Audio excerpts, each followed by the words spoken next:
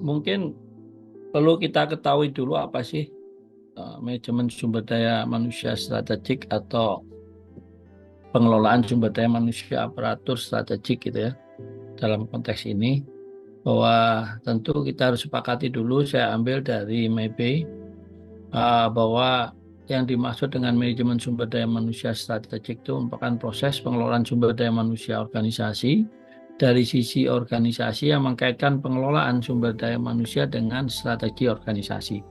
Nah, jadi ada dua hal penting bahwa satu sisi kita bicara manajemen sumber daya manusia dan satu sisi kita bicara strategi organisasi. Nah, penggabungan dua hal ini jadi strategi organisasi dan strategi sumber daya manusia ini menjadi bahasan kita atau diskusi kita pada siang hari ini.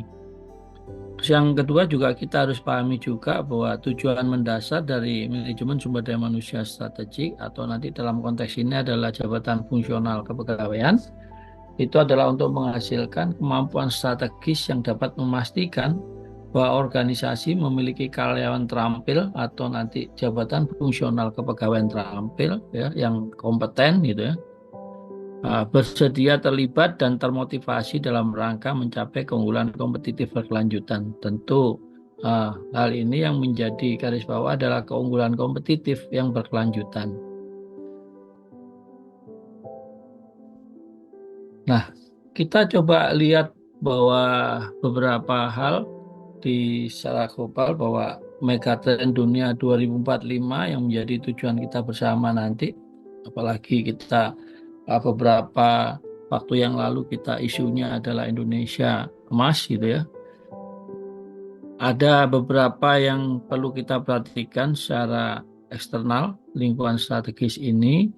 Pertama terkait dengan demografi global. Ya, penduduk dunia yang luar biasa sekarang. Asia itu 55% dari penduduk dunia itu berada di Asia. Terus tren demografi global juga mendorong urbanisasi, harus migrasi dan penduduk usia lanjut. Kalau dulu kita sering 80% penduduk Indonesia berada di desa. Nah, ini sekarang sudah berubah, bergeser persentasenya, yang akan semakin lama perkotaan akan menjadi dominan dalam jumlah penduduk. Kalau dulu dominan di desa, sekarang berubah dominannya di perkotaan. Nah, perkembangan ini juga tentu akan mempengaruhi sistem pemerintahan dan juga akan mempengaruhi secara langsung terkait dengan sumber daya manusia khususnya pegawai atau ASN. Lebih khusus lagi nanti jabatan fungsional kepegawaian. Yang berikutnya urbanisasi dunia ya. Sekarang ini banyak negara-negara yang quote and quote kekurangan penduduk dan mereka membuka peluang untuk penduduk dari negara lain untuk menjadi penduduk atau warga negara dari negara tersebut. Ya, di mana Singapura mungkin ya, sudah mulai berkurang dan beberapa negara yang memang dalam kurun waktu beberapa lama ini menurun jumlah penduduknya. Nah, ini juga mempengaruhi secara lingkungan strategis. Juga perkembangan perekonomian ya, termasuk perdagangan internasional. Nah, yang saat ini lagi gencar-gencarnya adalah terkait dengan ketahanan pangan dan sebagainya ya, karena jumlah penduduk jumlah penduduk dan beberapa pengaruh terhadap perubahan lingkungan. Nah, ini juga mempengaruhi persaingan sumber daya alam, teknologi, perubahan iklim, dan perubahan geopolitik. Jadi artinya lingkungan strategis ini tidak menjadi sangat dominan kita pada saat kita menyusun atau mengelola suatu sumber daya manusia, khususnya dalam kerangka ini adalah ASN gitu ya. Dan baik itu terkait dengan perubahan kondisi tadi, demografi, teknologi, dan segala hal itu akan mempengaruhi kebutuhan yang akan kita siapkan ke depan. Kalau kita baca, lihat isu yang saat ini, termasuk visi Indonesia Emas tahun 2045, bahwa pemerintah ini sudah meluncurkan rancangan akhir rencana pembangunan jangka panjang nasional atau yang kita kenal dengan RPJPN tahun 2025 sampai 2045. Ini sebagai acuan kita bersama dalam pembangunan guna mewujudkan visi Indonesia Emas 2045 di tengah tantangan global yang seperti tadi kita lihat dalam megatrend dunia tahun 2045. Nah, tren tantangan global 2045 diantaranya ada penduduk dunia tadi yang berjumlah sudah mencapai 9,45 miliar dan proporsi lansia meningkat. Nah, berarti jumlah lansia ini meningkat. Yang kedua, teknologi menggantikan 40% pekerjaan saat ini. Nah, ini menjadi tantangan tersendiri. Jadi nanti beralihnya tugas-tugas atau pekerjaan-pekerjaan yang di kita yang akan tergantikan dengan teknologi. Nah, bagaimana kita sebagai pengelola sumber daya manusia, khususnya aparatur sipil negara dan lebih khusus lagi jabatan fungsional kepegawaian bisa eksis dalam mengiringi semua perubahan dinamika yang terdampak kepada satu bentuk kebutuhan atas pelaksanaan atau pelayanan kebutuhan dari masyarakat. Nah, tentunya seperti tadi sampaikan Pak Kapus ya, perkembangan tuntutan pelayanan dan perkembangan atas tuntutan pelayanan itu akan merubah kompetensi yang harus kita miliki dengan meninggalkan kompetensi yang kita punyai. Kadang-kadang kita sudah punya kompetensi, tapi sudah tidak ada lagi kebutuhan untuk mempergunakan kompetensi itu karena memang tuntutannya berbeda, tetapi dibutuhkan kompetensi lain untuk tuntutan suatu pelayanan. Nah, perubahan ini yang harus kita antisipasi secara strategis beberapa tahun ke depan.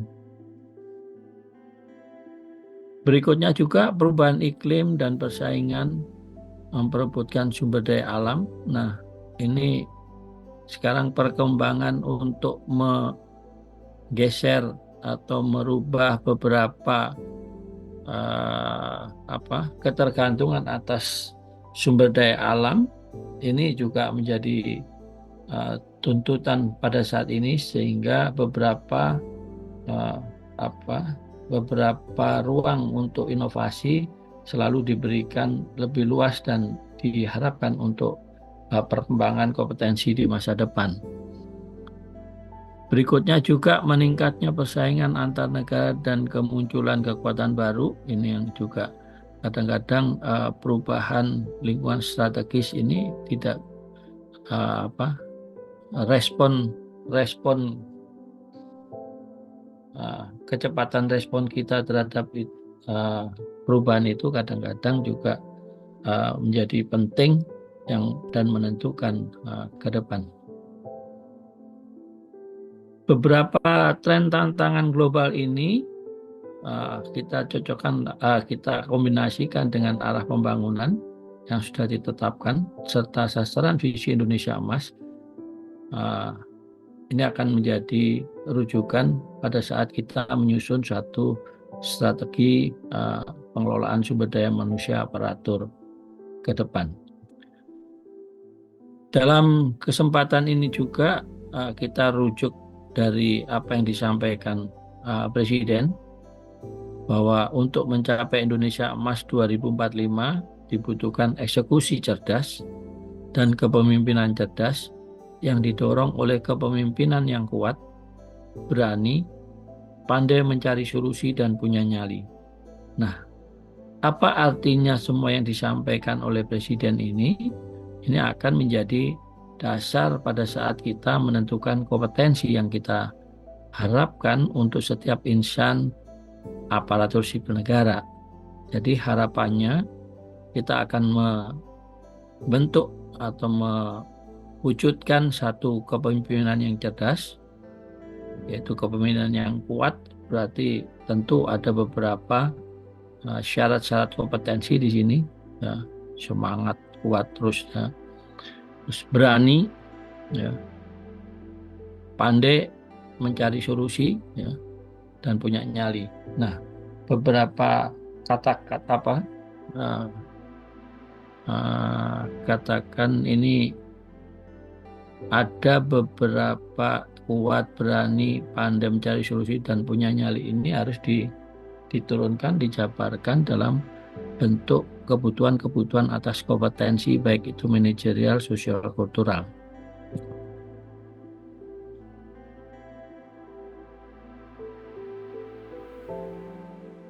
Dari beberapa lingkungan strategis itu ada 4 hal terkait dengan pilar pembangunan Indonesia 2045.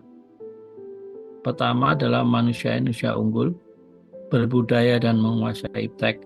Nah, seperti tadi sampaikan juga di dalam arahan atau paparan Pak Kapus juga, bahwa kita untuk membentuk satu manusia unggul, berbudaya, ya, terus dan menguasai iptek.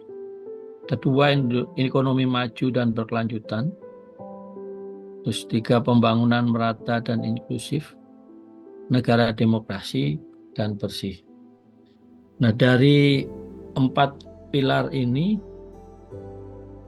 dijabarkan antara lain beberapa hal yang paling terkait dengan apa yang kita diskusikan pada siang hari ini adalah pemantapan ketahanan nasional dan tata kelola kepemerintahan, di mana di dalamnya ada amanah bahwa reformasi kelembagaan dan birokrasi. Nah, nanti kita akan lihat dari pilar pembangunan Indonesia 45 ini, kita mencoba mengambil di reformasi kelembagaan dan birokrasi. Bapak sekalian, seperti tadi di awal saya sampaikan, bahwa berbicara terkait dengan pengelolaan manajemen sumber daya manusia aparatur strategik, atau dalam hal ini kita nanti bicara jabatan fungsional kepegawaian, tentu kita harus perhatikan benar apa yang tadi terjadi dalam lingkungan strategis kita, baik itu di lingkungan strategis secara global tadi, terus Indonesia di tahun 2045 apa yang ingin diwujudkan, terus juga terkait dengan 4 pilar pembangunan Indonesia tahun 2045 ini yang lebih fokus pada reformasi kelembagaan dan birokrasi.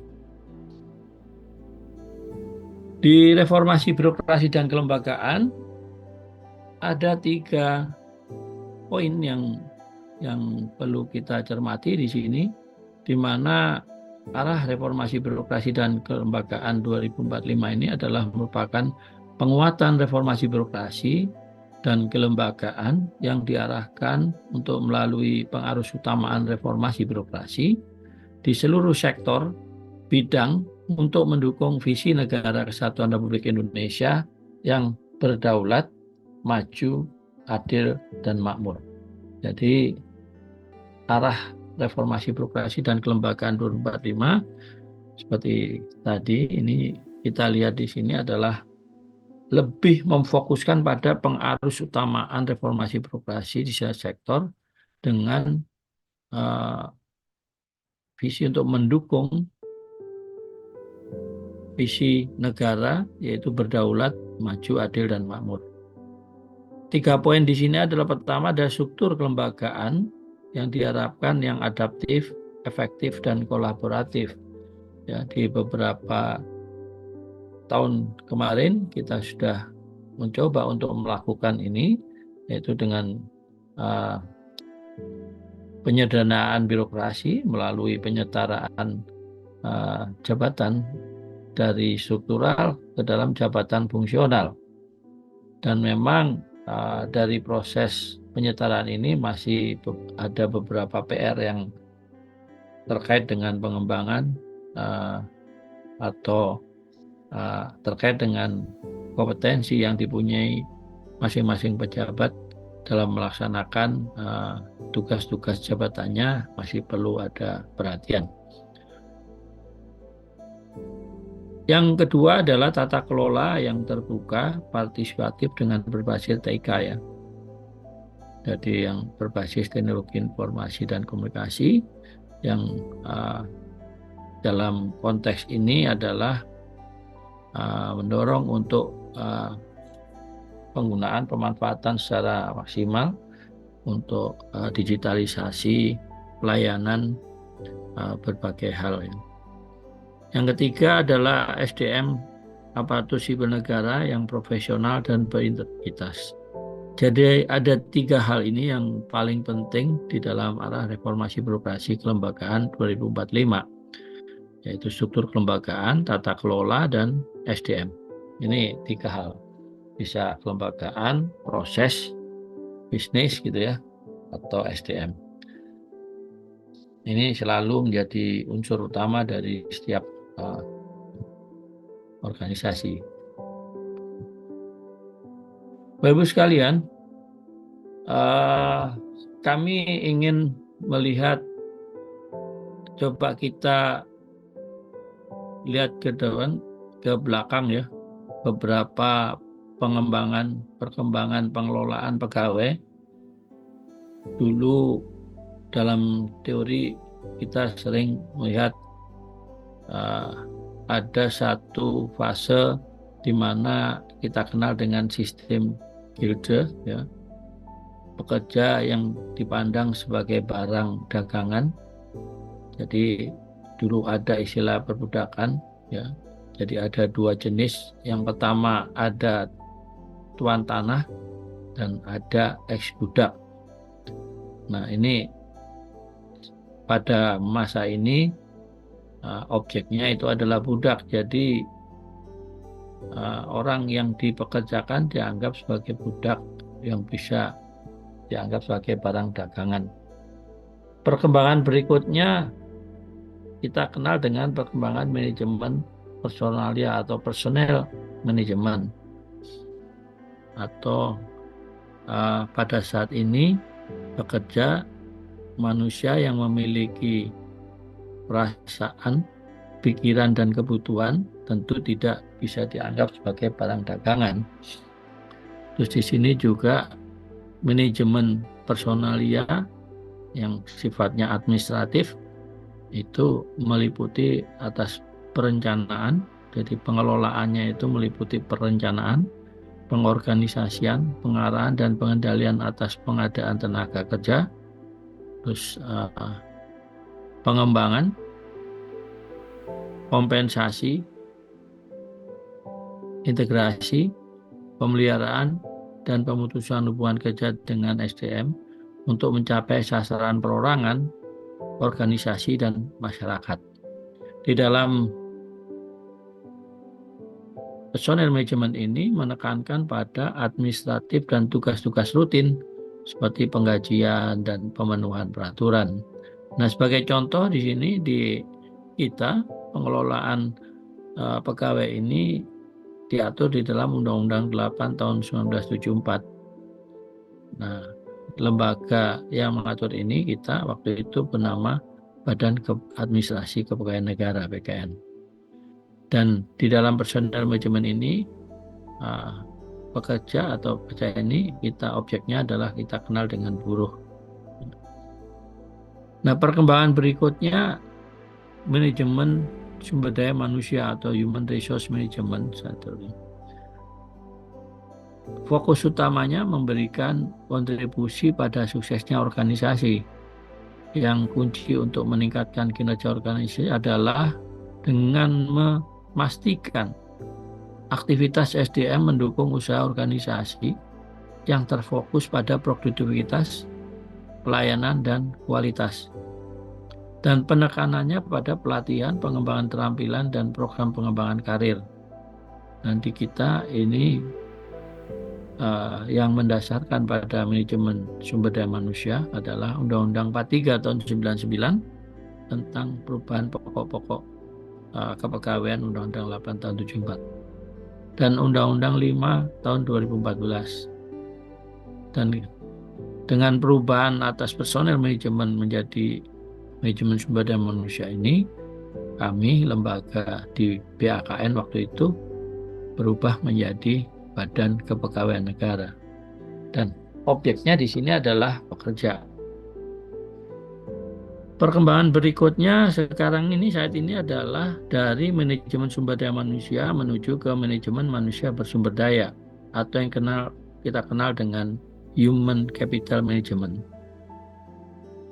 Di sini fokusnya adalah pada persediaan kompetensi, pengetahuan, atribut sosial dan kepribadian, termasuk kreativitas yang diwujudkan dalam kemampuan untuk melakukan kerja sehingga menghasilkan nilai ekonomi.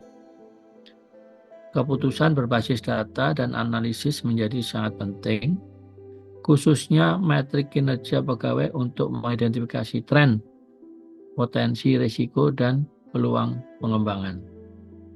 Dan ini ditandai dengan ditetapkannya Undang-Undang 20 tahun 2023. Objeknya adalah karyawan. Di sini pola hubungan kerjanya adalah partnership atau kemitraan ya. Jadi atasan bawahannya adalah mitra sehingga dialog kinerja lebih ditingkatkan. Dialog kinerja ini harus menjadi unsur utama pada saat kita mewujudkan ekspektasi atau tujuan-tujuan organisasi. Seperti tadi sudah disampaikan mungkin oleh Pak Kapus ya.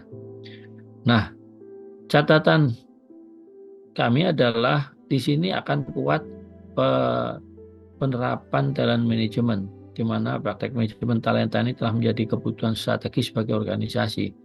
Praktek pola ini dimaksudkan untuk mengoptimalkan peran sumber daya manusia yang dimiliki oleh organisasi. Dan manajemen talenta ini kalau kita artikan secara adalah pengelolaan SDM yang dilakukan dengan menggunakan proses analisis, pengembangan, dan pemanfaatan talenta yang berkelanjutan dan efektif untuk memenuhi kebutuhan bisnis.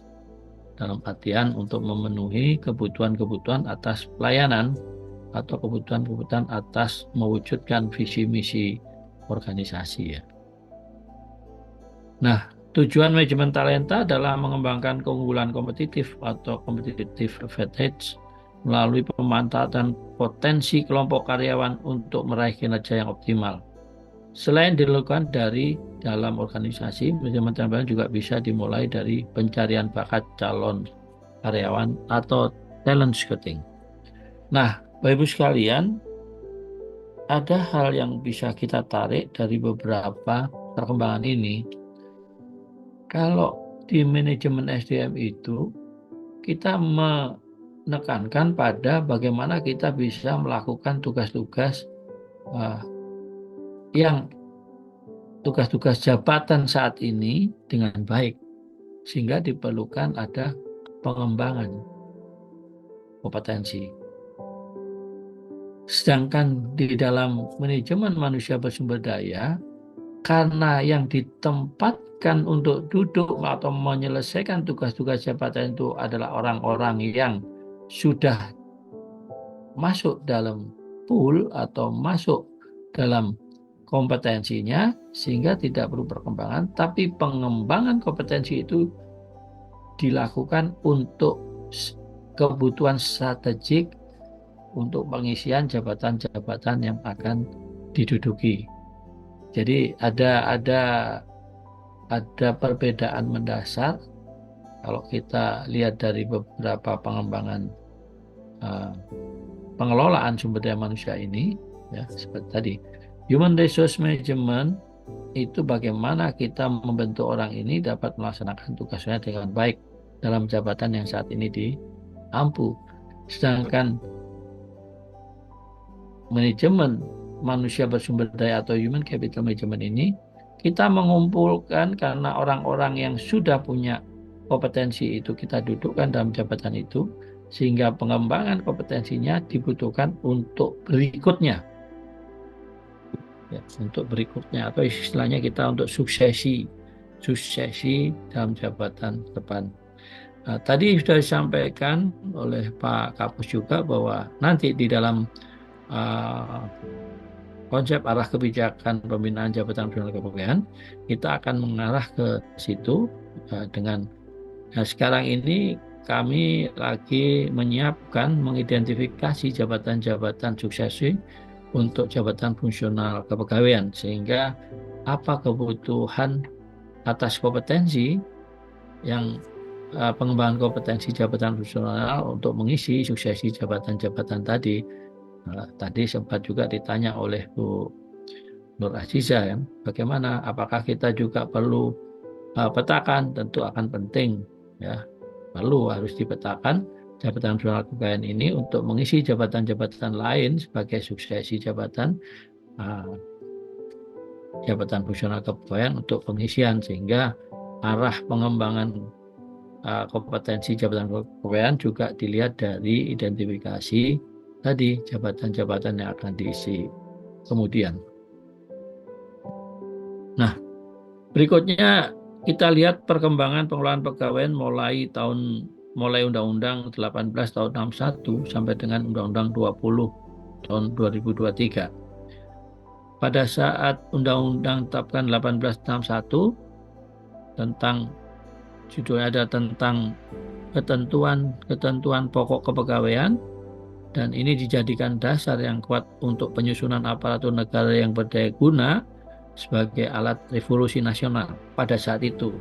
Nah, jadi kalau kita bicara masalah pengelolaan atau manajemen sumber daya manusia aparatur strategik, tentu sangat terkait dengan kebutuhan strategik organisasi pada masanya. Nah, saya ingin bercerita bahwa tahun 61 karena kebutuhannya untuk revolusi nasional, maka Undang-Undang 1861 ditetapkan itu sebagai dasar penguatan untuk penyusunan aparatur negara yang berdaya guna sebagai alat revolusi nasional. Pada saat itu kita kenal dengan pegawai negeri, dan kami pada saat itu BKN masih melaksanakan urusan kepegawaian sehingga kantornya menjadi kantor urusan pegawai gitu. Dan badan yang menjalankan mengkoordinir diklat pegawai negeri waktu itu ada, dan badan yang mengurus kesejahteraan pegawai yang terpisah-pisah DUUP dan KUP dulu ya istilah kami. Terus dan kita masih menggunakan manajemen personalia atau personal management. Nah, berikutnya berkembang karena sudah kemerdekaan gitu kan, kita dari RIS dan sebagainya, kebutuhannya berbeda gitu kan, sehingga ditetapkannya Undang-Undang 874 dengan tentang pokok-pokok kepegawaian ya. Di sini orientasi tujuannya adalah mewujudkan pegawai negeri sebagai unsur aparatur negara, abdi negara, dan abdi masyarakat. Nah, ini yang selalu kita ingat itu bahwa pegawai negeri itu adalah sebagai unsur aparatur negara, abdi negara, dan abdi masyarakat. Dan waktu itu pegawai negeri ini terdiri atas PNS dan ABRI, Angkatan Bersenjata Republik Indonesia. Nah, terus lembaga kami yang mengurus ini adalah BAKN. Nah, di dalam Undang-Undang 874 ini mencabut Undang-Undang 1861 tentang ketentuan-ketentuan pokok kepegawaian, terus Undang-Undang 21 tahun 1952 tentang menetapkan Undang-Undang Darurat tentang hak pengangkatan dan pemberhentian pegawai-pegawai Republik Indonesia Serikat, terus Undang-Undang 28 dicabut juga tahun 57 tentang penetapan Undang-Undang Darurat nomor 13 tahun 57 tentang menambah Undang-Undang 21 tahun 52 sebagai Undang-Undang Republik Indonesia, dan juga mencabut Undang-Undang 17 tahun 61 tentang perubahan Undang-Undang 21 tahun 52 tentang hak mengangkat dan memberhentikan pegawai negeri sipil. Nah, teori yang mendasarinya adalah manajemen personalia atau personal management. Berikutnya, Undang-Undang 874 ini berubah menjadi Undang-Undang 43 tahun 99. Karena sudah berubah kebutuhannya, ini Undang-Undang reformasi ya. Itu ya, habis 98 kita ada reformasi. Nah, kebutuhannya berbeda, kebutuhan strategiknya berbeda, sehingga pengaturan pengelolaan pegawai pun berbeda. Undang-Undang 43 tahun 99 ini merupakan perubahan atas Undang-Undang 8 tahun 74. Dan di sini orientasinya untuk mewujudkan pegawai negeri sipil yang profesional dan bertanggung jawab. Jadi kita ingin mewujudkan pegawai negeri sipil yang profesional dan bertanggung jawab. Dan pegawai negeri yang kita pahami pada saat itu adalah yang diatur dalam Undang-Undang 43 tahun 99 adalah PNS, Tentara Nasional Indonesia, dan Polri. Lembaga kami berubah menjadi BKN dan dasarnya adalah kita pengelolaannya melalui manajemen sumber daya manusia atau human resource. Bapak sekalian, sejak reformasi sampai sekarang, mulai tahun 99 atau Undang-Undang 43 tahun 99 sampai sekarang kita ada juga 3 undang-undang yang mengatur. Tadi Undang-Undang 43 dirubah dengan Undang-Undang 5 2014 karena kebutuhan strategisnya berubah, yaitu kita terkait dengan aparatur sipil negara, Undang-Undang 5 2014 ini tentang aparatur sipil negara yang tidak lagi mengatur secara luas pegawai negeri, tapi khusus aparatur sipil negara yang terdiri dari pegawai negeri sipil dan pegawai pemerintah dengan perjanjian kerja.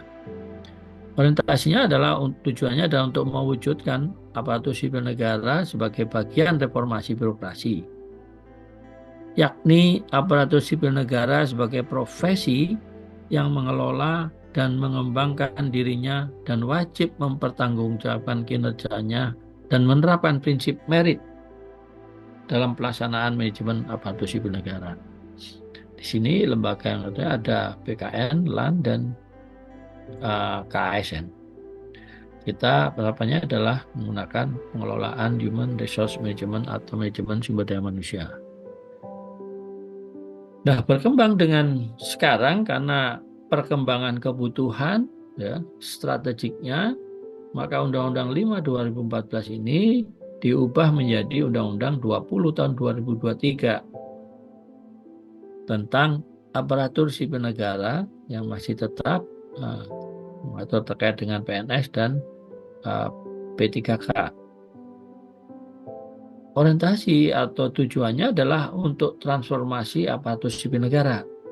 Nah, ini lebih fokus lagi adalah transformasi aparatur sipil negara untuk mewujudkan ASN dengan hasil kerja tinggi dan perilaku yang berorientasi pada pelayanan, akuntabel, kompeten, harmonis, loyal, adaptif, dan kolaboratif.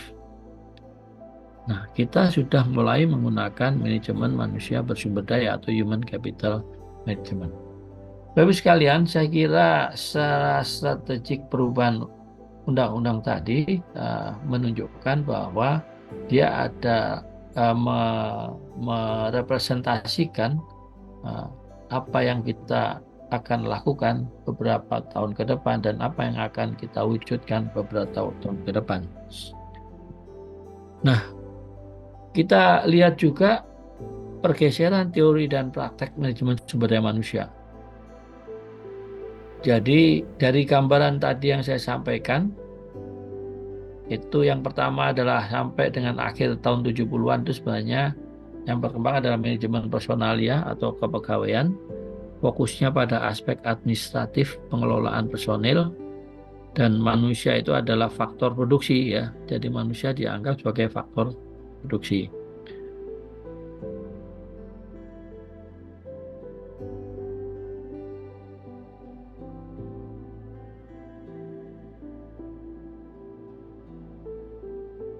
Terus di dalam manajemen pengembangan 80-an sampai dengan pertengahan tahun produksi, tapi sudah dianggap sebagai beberapa hal yang harus dikembangkan dan dimanusiakan ya, karena dia punya perasaan dan sebagainya, sehingga manusia itu adalah penggerak utama produksi. Nah, saat ini human capital management yang berkembang, manusia adalah aset strategis organisasi. Oleh karena itu harus dikelola secara khusus sebagai aset strategis. Manusia itu aset strategis organisasi. Banyak hal yang kita nggak sadar sebenarnya bahwa selama ini sebenarnya kita sudah berkontribusi dan berpartisipasi kepada organisasi. Kalau dihitung rupiah juga lumayan banyak ya. Nah, kita ambil contoh bahwa berapa lama dan berapa banyak kita menggunakan barang pribadi kita untuk tugas-tugas pelayanan atau tugas-tugas organisasi ya. Contoh aja HP, pulsa dan sebagainya, kita sering gunakan untuk menyelesaikan tugas-tugas kantor ya, tanpa kita meminta imbalan balik. Nah, ini salah satu contoh sederhana kita bahwa sebenarnya manusia itu sebagai aset strategis organisasi bisa dibuktikan secara nyata seperti itu. Belum lagi apa yang kita ide-ide, pikiran dan sebagainya. Nah, di dalam perkembangannya di sini sebagai manusia sebagai aset strategis ini, pola hubungan kerjanya pun berubah atau bergeser menjadi pola hubungan yang partnership atau kerjasama partner. Bapak Ibu sekalian, kita lihat lagi,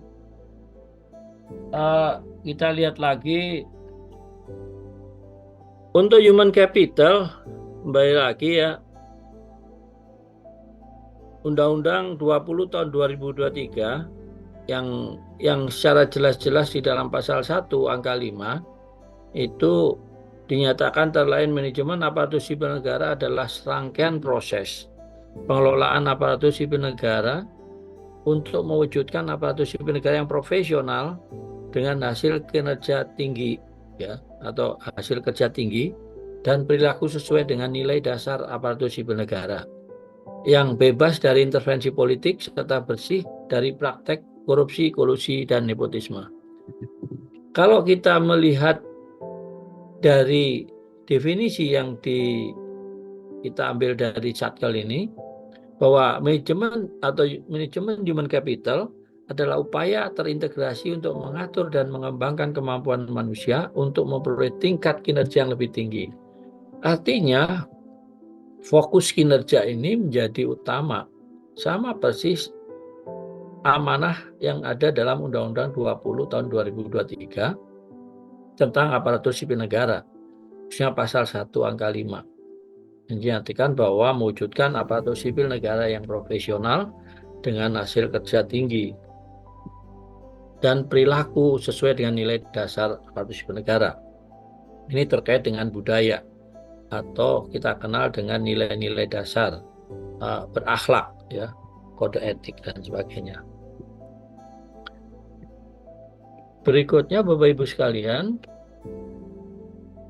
di dalam Undang-Undang 20 2023 itu juga diatur di usulan pasal 31 bahwa manajemen aparatur sipil negara itu minimal terdiri atas perencanaan kebutuhan, pengadaan, penguatan budaya kerja dan citra institusi, pengelolaan kinerja, pengembangan talenta dan karir, pengembangan kompetensi, pemberian penghargaan dan pengakuan, serta pemberhentian. Nah, Kita lihat dari tadi di awal mungkin pada saat arahan pembinaan kebijakan jabatan fungsional kepegawaian yang disampaikan Pak Kapus juga menyampaikan beliau terkait dengan pentingnya human capital management dalam pembinaan jabatan fungsional kepegawaian.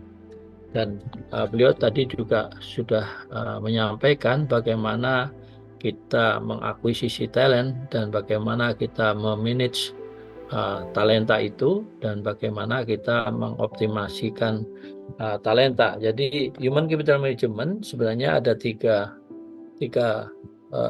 pokok yang harus kita kerjakan. Pertama, kita bagaimana mengakuisisi talenta, tadi sudah sampaikan, bagaimana kita mengelola talenta tersebut, dan bagaimana kita mengoptimalisasikan talenta. Nah, untuk model human resource yang kita gunakan, kita menggunakan Dev Ulrich ya, dengan 4 kuadran. Jadi tadi juga disampaikan oleh Pak Kapus bahwa kuadran bagaimana kita strategic partner, terus administrative partner, bagaimana change agent-nya ya, bagaimana kita mewujudkan employee champion dan sebagainya. Saya mungkin di sini akan saya lewat aja karena tadi juga sudah disampaikan beberapa hal oleh Pak Kapus ya.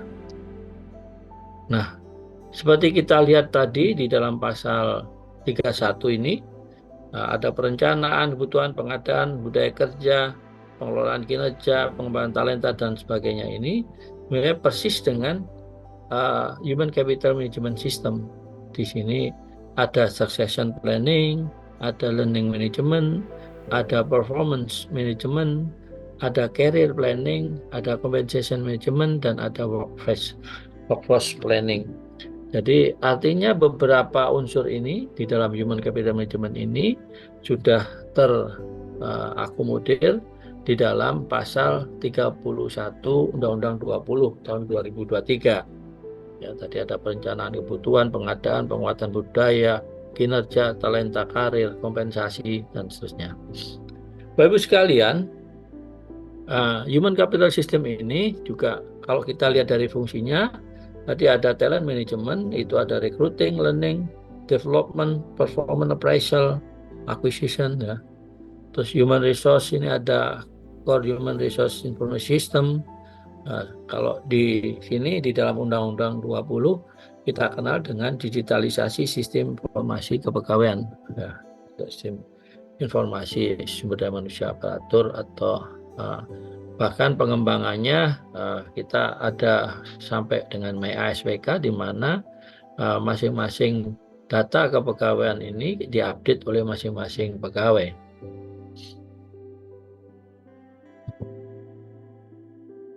Workforce management dan other yang lain, ada solution for staffing, job analysis, compensation, benefit, motivation, and change management, dan seterusnya.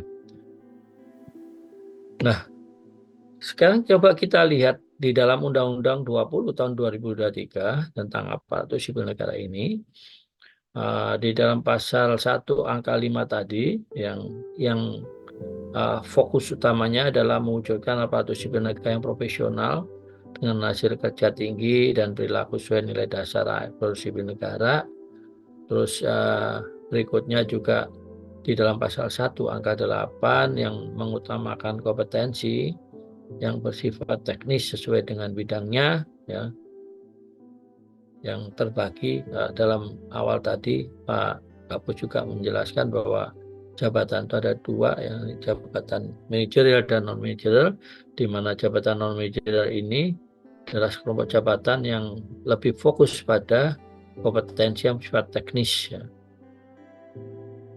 Dan di dalam jabatan fungsional ini yang sesuai dengan pasal 18 ayat 2 dan 4-nya itu bertanggung jawab memberikan pelayanan, jadi pelayanan dan melaksanakan pekerjaan sesuai dengan keahlian, Maksudnya sesuai dengan kategori. Kalau dia kategori kompetensi keahlian, tentu dia sesuai dengan keahliannya, dan kategori keterampilan sesuai dengan keterampilannya. Dan setiap jabatan non-managerial tentu akan memiliki kompetensi dan persyaratan jabatan yang ditentukan secara tertentu sesuai dengan jabatan masing-masing. Nah, kita sebagai pengetahuan juga, Bapak Ibu sekalian, yang perlu kita ketahui, dan ini sebagai pegangan sebenarnya, sebagai pegangan setiap kita melakukan penyelenggaraan kebijakan maupun manajemen aparatur sipil negara, itu selalu kita harus mendasarkan pada asas ini, yaitu asas kepastian hukum, asas profesionalitas. Nah, ini menjadi ukuran-ukuran. Jika ini sudah sesuai hukum, aman, berarti ya kita bisa lakukan. Kalau ini secara profesional ini dianggap tidak profesional, jangan dilakukan. Tapi kalau ini kita melakukan secara profesional, selama itu dalam konteks ini, ya kita bisa lakukan. Ini sebagai dasar setiap kali kita melakukan, baik itu penyelenggaraan kebijakan maupun manajemen aparatur sipil negara. Terus proporsionalitas, keterpaduan, pendelegasian, netralitas, akuntabilitas, efektivitas dan efisiensi, keterbukaan, non-diskriminatif, persatuan dan kesatuan, keadilan dan kesetaraan, dan kesejahteraan. Jadi asas-asas ini sebagai dasar yang tidak boleh kita tinggalkan. Jadi ukuran filter pertama kita melakukan suatu pekerjaan ataupun penyelenggaraan yang sifatnya kebijakan maupun manajemen aparatur sipil negara, selalu filternya adalah asas ini.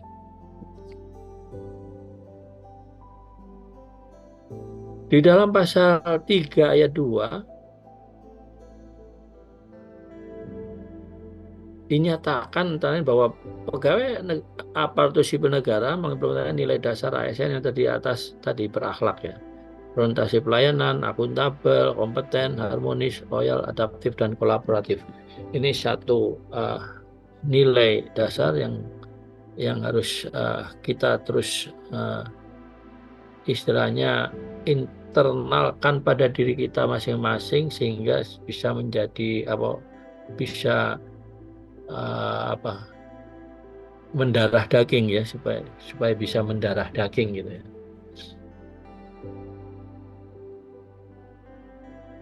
Bapak Ibu sekalian, kami selalu sampaikan bahwa teori pendulum ini selalu berlaku pada manajemen ASN juga, ya. Karena dulu kita kenal jabatan itu dibagi menjadi dua, yaitu jabatan struktural dan non-struktural.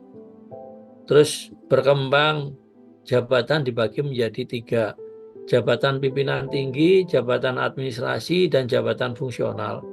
Sekarang kembali lagi nih pendulumnya, jabatan dibagi dua, yaitu jabatan manajerial dan jabatan non-manajerial. Di mana manajerial ini adalah jabatan-jabatan seperti pimpinan tinggi, administrator, dan pengawas. Sedangkan non-manajerial ada jabatan-jabatan fungsional dan pelaksana. Nah, ini untuk tahuan. Nah, di dalam kebijakan penataan jabatan,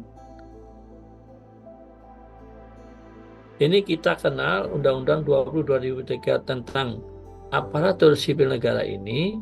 Tadi seperti saya sampaikan sebelumnya adalah tadi atas jabatan manajerial dan non-manajerial.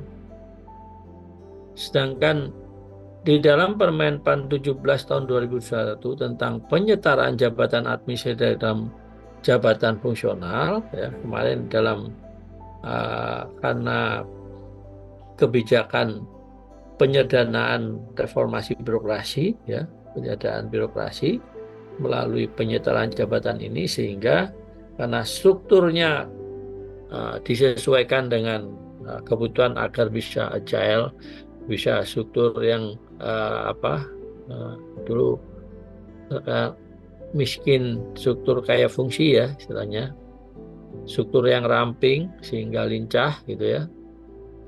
Nah, kemarin maka dilakukanlah kebijakan penyetaraan jabatan administrasi ke dalam jabatan fungsional melalui Permenpan 17 tahun 2021.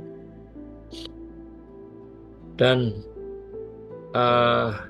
kebijakan penataan jabatan berikutnya adalah terkait dengan transformasi penataan jabatan fungsional melalui Permenpan 1 tahun 2023 tentang jabatan fungsional, di mana yang selama ini ada 293 lebih Permenpan maupun keputusan Menpan yang mengatur jabatan fungsional diserahkan menjadi satu Permenpan secara utuh, dan untuk pembinaannya masing-masing sama, dan ada pergeseran memang peran dan peranan instansi pembina dan juga instansi pengguna, dan serta peran dari jabatan fungsional itu sendiri yang diharapkan dalam organisasi yang menyesuaikan dengan ekspektasi organisasi maupun ekspektasi pimpinan.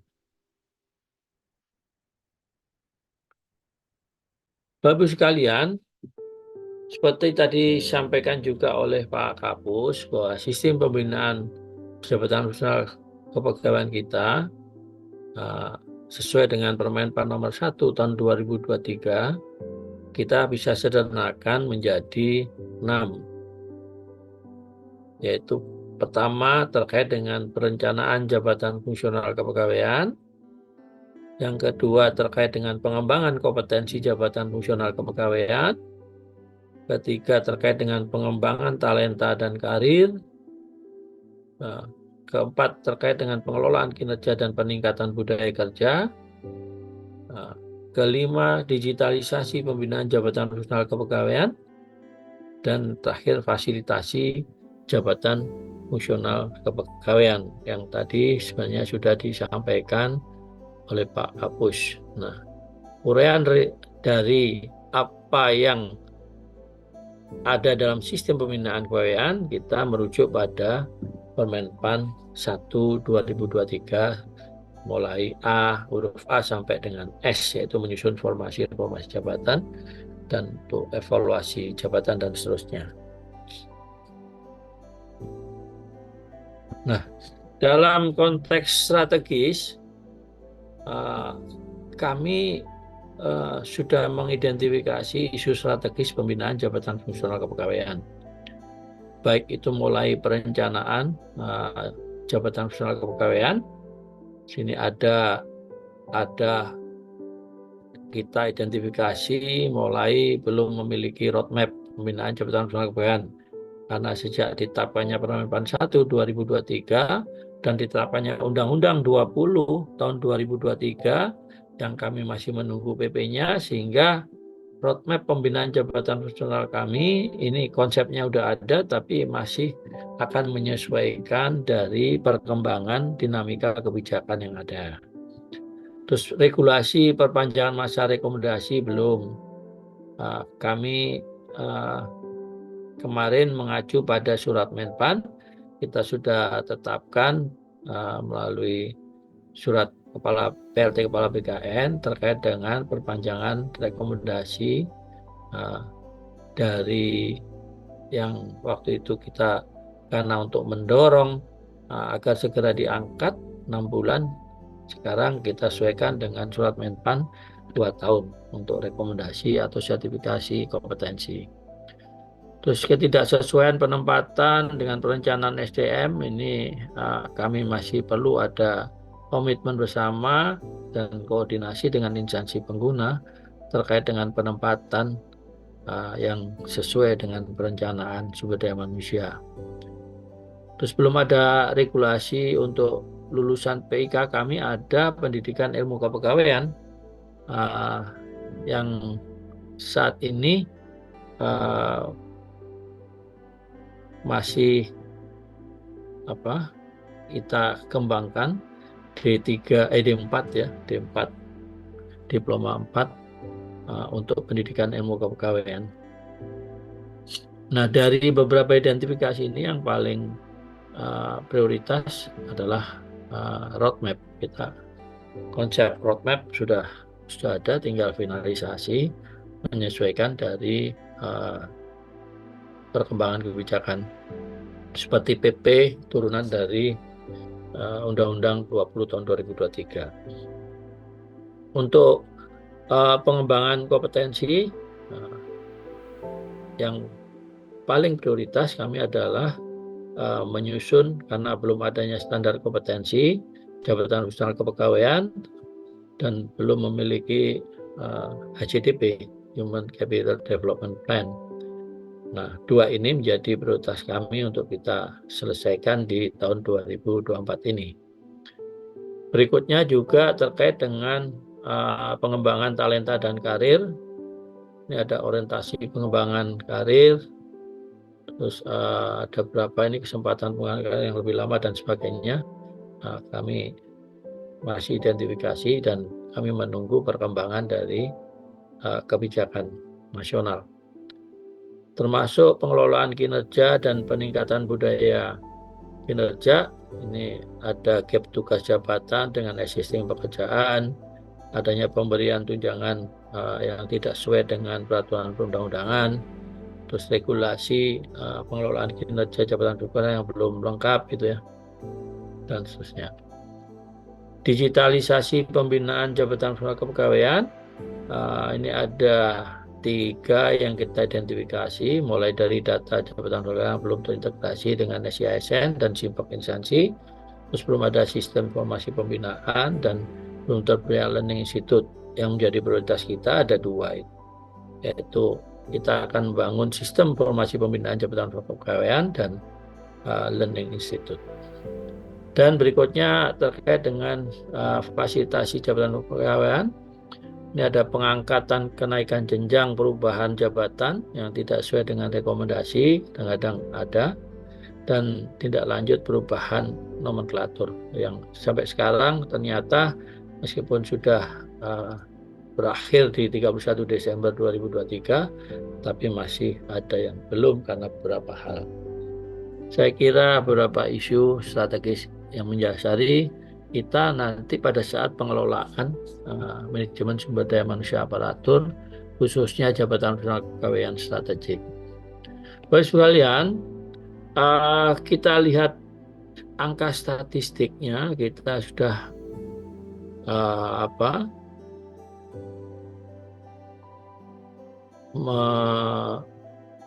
saat ini dari angka 11.000 berkembang ke 14.000, sekarang sudah mencapai 15.543. Meskipun sebenarnya 70% di daerah dan yang pusat hanya 22%, tetapi jabatan fungsional kepegawaian di daerah justru lebih sedikit daripada di pusat. Ini yang juga anomali yang harus kita selesaikan.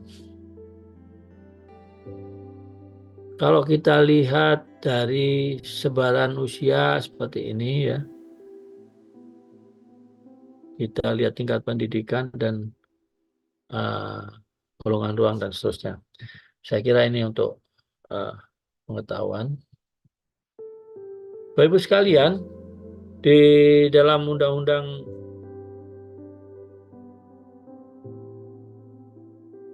baik 5 maupun 20 2023 bisa kita komparatifkan terkait dengan pengembangan karir. Di dalam Undang-Undang 5 2014 kita kenal dengan pengembangan karir. Sedangkan di dalam Undang-Undang 20 tahun 2023 kita kenal dengan pengembangan talenta dan karir. Nah, ini perbedaannya. Jadi dasar pengembangannya masih sama, yaitu kualifikasi, kompetensi, kinerja, dan kebutuhan instansi pemerintah. Sedangkan di dalam Undang-Undang 20 lebih ditambahkan terkait dengan mobilitas talenta, ya, yaitu bisa dalam satu instansi, antar instansi, dan di luar instansi. Ini yang membedakan.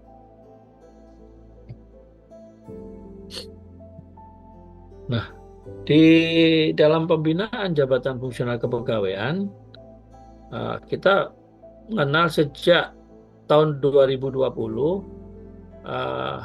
kita melakukan transformasi dari jabatan analis kepegawaian menjadi analis sumber daya manusia aparatur dan peranata sumber daya manusia aparatur.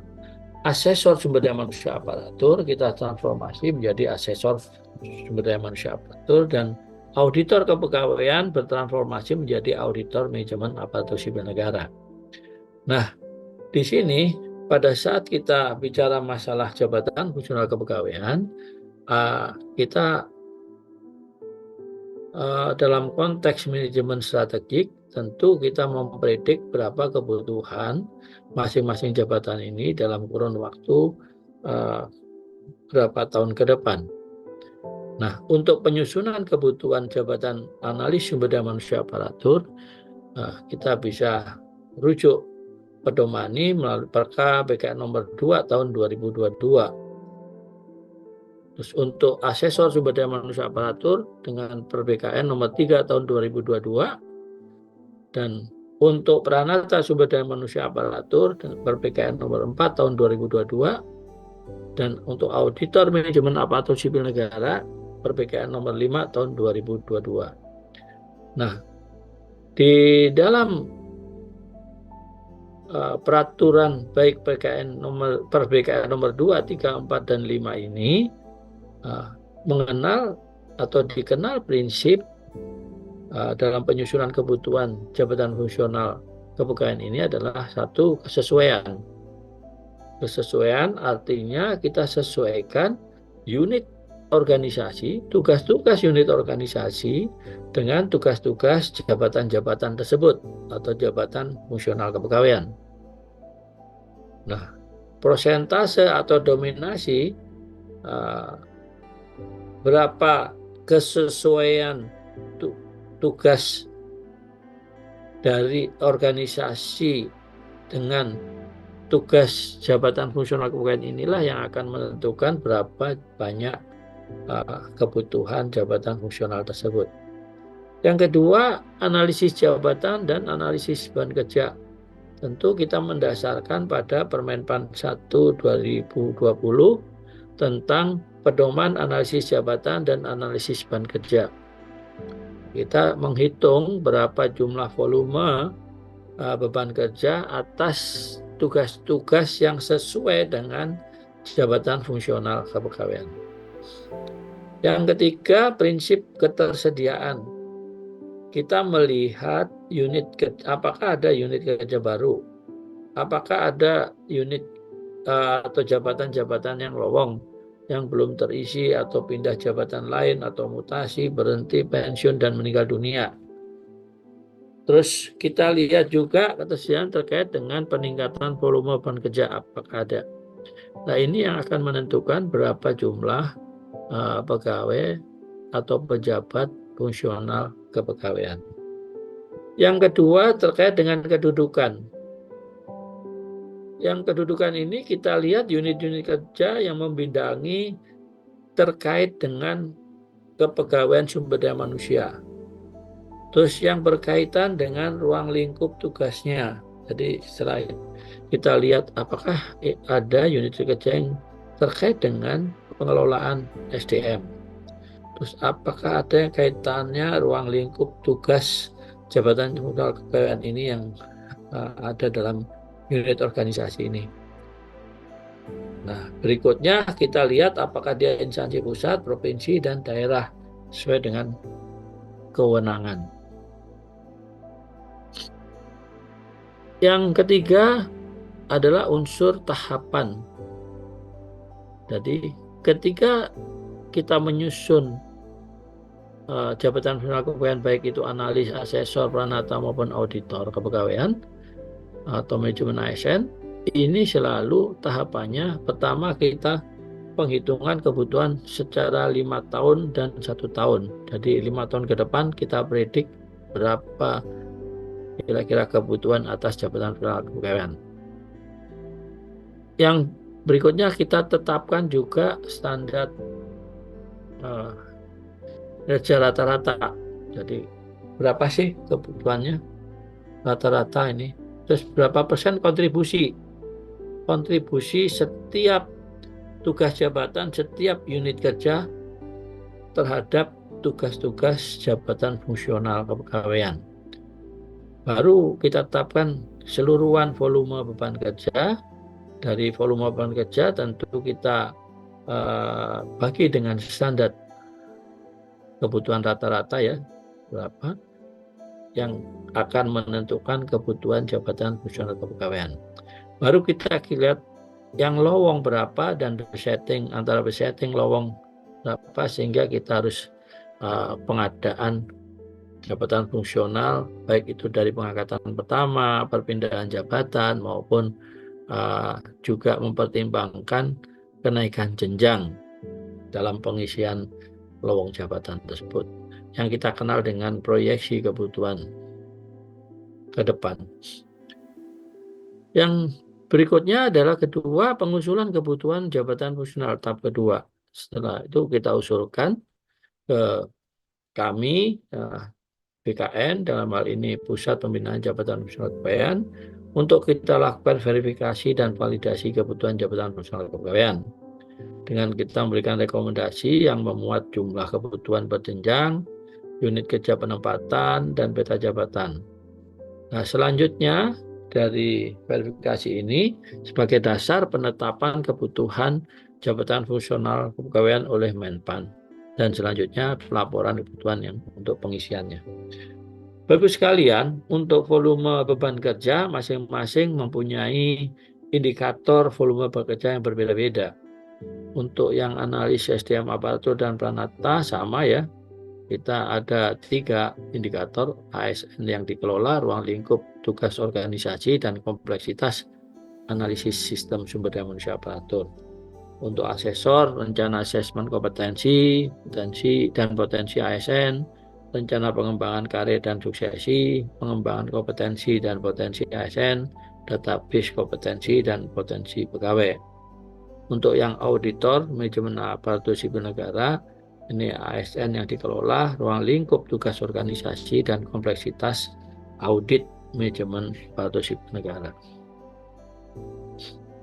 Bapak sekalian, dari 4 jabatan fungsional kepegawaian ini masing-masing diatur dalam Permenpan 37 tahun 2020 untuk analis sumber daya manusia aparatur, di mana di dalam Permenpan ini disebutkan antara lain tugasnya adalah terkait dengan analisis dan penyusunan baik penyelenggaraan manajemen aparatur sipil negara, terus juga manajemen sumber daya manusia aparatur strategik dan reformasi birokrasi, terus juga analisis dan perancangan atau desain organisasi publik, terus juga terkait dengan analisis kebijakan atau perumusan kebijakan dan regulasi sumber daya manusia aparatur. Untuk Pranata sumber daya manusia aparatur yang diatur dalam Permenpan 38 itu mengatur terkait dengan pelayanan administrasi kepegawaian terkait dengan penyelenggaraan manajemen aparatur sipil negara dan pengelolaan administrasi pelayanan kepegawaian aparatur sipil negara. Sedangkan untuk yang asesor diatur di dalam Permenpan 39 tahun 2020, di mana tugasnya terkait dengan asesmen potensi ASN dan asesmen kompetensi ASN, terus monitoring dan evaluasi pemanfaatan asesmen, dan pengembangan strategis asesmen. Untuk yang auditor manajemen aparatur sipil negara, rujukannya berpedoman pada Peraturan Presiden Nomor 116 tahun 2022 dan Permenpan 94 tahun 2020, di mana tugasnya antara lain adalah pengawasan pengendalian NSPK manajemen aparatur sipil negara dan quality insurance, norma standar, prosedur dan kriteria manajemen aparatur sipil negara. Nah, Permenpan ini masih berlaku ini dengan berdasarkan pada Permenpan 1 2023, karena di dalam salah satu klausulnya dinyatakan bahwa selama masih relevan dan tidak bertentangan dengan Permenpan 1, maka aturan yang mengatur terkait dengan tugas-tugas jabatan fungsional, pembinaan jabatan fungsional yang diatur dalam peraturan sebelumnya masih tetap digunakan atau masih berlaku. Nah, Permen-Pan 1 memang mengatur secara umum, tadi sudah sampaikan Pak Kapus juga bahwa butir-butir kelihatan, hilangkan, tetapi untuk pembinaan yang lain masih diberlakukan.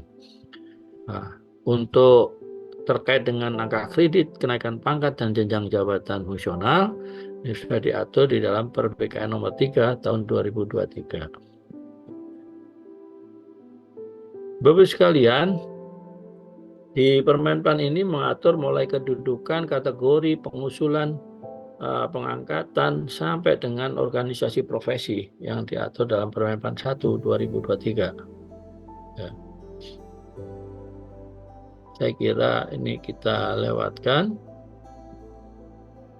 Nah, termasuk juga pedoman pembinaan jabatan fungsional kepegawaian yang tadi saya sampaikan bahwa meskipun sampai dengan 31 Desember 2023 sebenarnya semua jabatan fungsional kepegawaian sudah beralih kepada nomenklatur baru, tetapi ternyata masih ada beberapa yang masih menggunakan nomenklatur dan belum diangkat dalam jabatan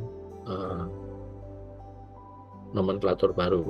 Saya harapkan, saya percaya di Kementerian ATR BPN sudah semua ya, sudah tidak ada, semuanya sudah berubah nomenklaturnya. Nah,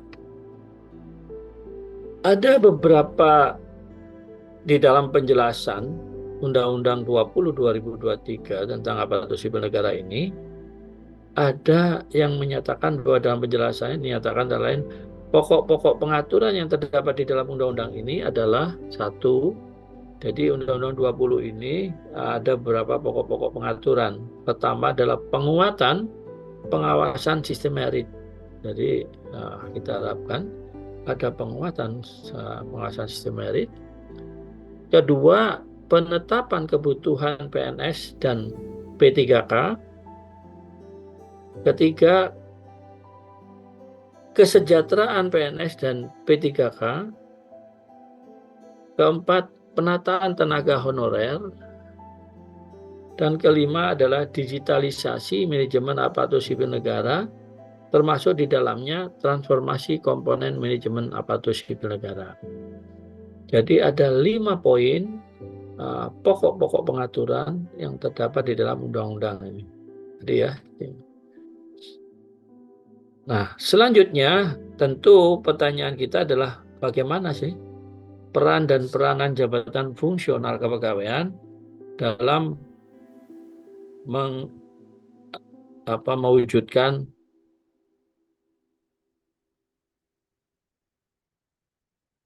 ekspektasi organisasi ke depan, atau tentu ini amanah ini kan ingin diwujudkan 5 poin ini ya, antara lain yang menjadi pokok pengaturannya, yaitu penguatan pengawasan, bagaimana ini peran jabatan fungsional kepegawaian di dalam penguatan pengawasan sistem merit. Terus bagaimana ini peran jabatan fungsional kepegawaian dalam penetapan kebutuhan PNS dan P3K.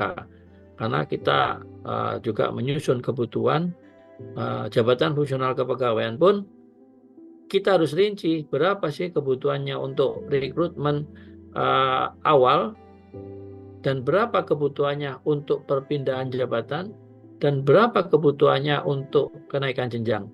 Dan ini harus jelas di dalam penyusunan kebutuhan nanti jabatan fungsional kepegawaian. Karena selama ini yang saya amati bahwa teman-teman instansi hanya menyusun kebutuhan, saya butuh jabatan fungsional kepegawaian per masing-masing jenjang ini. Tapi belum memperinci bahwa berapa yang untuk kenaikan jenjang, berapa untuk perpindahan jabatan, dan berapa untuk yang new entry, baik itu CPNS maupun untuk P3K. Nah, saat ini perlu ada secara detail dirinci berapa jumlah masing-masing kebutuhan untuk pengisian jalur tersebut. Terus ketiga, bagaimana sih peran dan peranan jabatan fungsional kepegawaian dalam kesejahteraan PNS dan P3K. Terus bagaimana peran dan peranan penataan tenaga honorer ini ya? Terus bagaimanakah peran digitalisasi manajemen ASN termasuk dalam transformasi komponen manajemen ASN dari jabatan fungsional kepegawaian? Karena di dalam amanat Permenpan 1, tugas instansi pembina adalah menjamin pengembangan karir jabatan fungsional kepegawaian di instansi pengguna itu tidak terkendala. Kedua juga bahwa instansi pembina dan instansi pengguna menjamin terkait dengan kinerja profesionalisme jabatan fungsional kepegawaian dalam hal ini. Ya. Dan tentu berikutnya adalah kolaborasi antara asosiasi profesi, instansi pengguna, dan instansi pembina dalam rangka pembinaan dan mewujudkan tugas-tugas pelayanan jabatan fungsional sesuai dengan keahlian dan keterampilan masing-masing. Saya kira itu yang bisa kami sampaikan, beberapa hal terkait dengan pengelolaan sumber daya manusia aparatur strategik dalam hal ini konteks jabatan fungsional kepegawaian. Kurang lebihnya saya mohon maaf, dan selanjutnya jika masih ada waktu bisa kita diskusikan beberapa hal. Dan selanjutnya, Assalamualaikum warahmatullahi wabarakatuh. Saya kembalikan ke Bu Eno. Baik, terima kasih Bapak. Waalaikumsalam warahmatullahi wabarakatuh. Baiklah, masih ada 15 menit sebelum kita break isoma. Bapak Ibu, apabila ada hal-hal yang perlu ditanyakan, kami persilakan untuk raise hand, dan setelah kami sebut nama Bapak Ibu akan kami unmute. Izin Pak Taufik, salam Iya. sehat Pak. Silakan, salam sehat selalu Bu Nur. Iya Pak, menarik Pak, di paparan terakhir Bapak itu kan tentang Undang-Undang Nomor 20 Tahun 2023 untuk JF ini Pak ya. JF itu kan sekarang sudah mulai berlaku untuk P3K juga Pak. Ya. Nah ini mungkin mohon bisa disampaikan ke kami kira-kira gambaran untuk pembinaan JF yang terkait P3K ini nanti akan seperti apa Pak? Apakah akan sama atau mungkin berbeda? Nanti berbedanya tuh konsepnya seperti apa? Secara prinsip untuk baik itu kinerja dan ekspektasi jabatan fungsional yang diisi dari PNS maupun P3K sama. Jadi ekspektasinya sama, targetnya sama sebenarnya.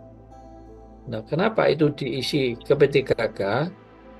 Secara konsepsinya adalah bahwa selama itu bisa diisi PNS, sebenarnya diisi PNS. Jika tidak bisa diisi PNS, baru diisi selain PNS, bisa P3K. Seperti itu. Nah, kalau pertanyaannya pembinaannya seperti apa? Nah, ini kita tentu saat ini dan yang akan datang nih, Bu. Kalau saat ini tentu kita mengacu ke PP 11, PP 17 untuk PNS gitu kan. Terus kita ngacu ke PP 49 untuk P3K. Jadi pembinaannya kita mengacu pada manajemen P3K untuk yang P3K. Tapi kalau ke depan berdasarkan Undang-Undang 20 2023, nah kita masih meraba-raba ini. Konsepnya sih kalau kita menganut pada human resource tentu tidak, karena P3K itu diangkat harusnya kita sudah mengacu pada human capital management. Jadi memang diangkat karena dia bisa mengerjakan dan memenuhi kompetensinya, sehingga tidak perlu lagi pengembangan untuk mengerjakan pekerjaan-pekerjaan atau menyelesaikan pekerjaan-pekerjaan yang dijabat atau diduduki saat ini. Nah, konsep P3K itu pada saat untuk pengembangan karir memang tidak ada. Karena dia kalau beralih jabatan tentu dia harus berhenti dari jabatan lamanya dan dia harus melamar ke dalam jabatan baru. Beda dengan PNS. Makanya human capital ini bisa diterapkan di PNS karena dia punya karir. Jadi dia bisa dipersiapkan untuk jenjang berikutnya dalam jabatan yang berikutnya. Nah, sehingga pengembangan kompetensi diperuntukkan untuk menyiapkan, membekali yang bersangkutan di dalam jabatan berikutnya. Ini strategisnya di situ. Sedangkan untuk P3K, ya karena kita memilih orang yang bisa mengerjakan di jabatan itu yang kita butuhkan. Karena waktunya tertentu kan. Setelah selesai sebenarnya ya sudah selesai. Jadi mungkin itu Bu yang bisa kami sampaikan. Baik, terima kasih Pak Taufik. Baik, ada lagi yang perlu didiskusikan Bapak Ibu?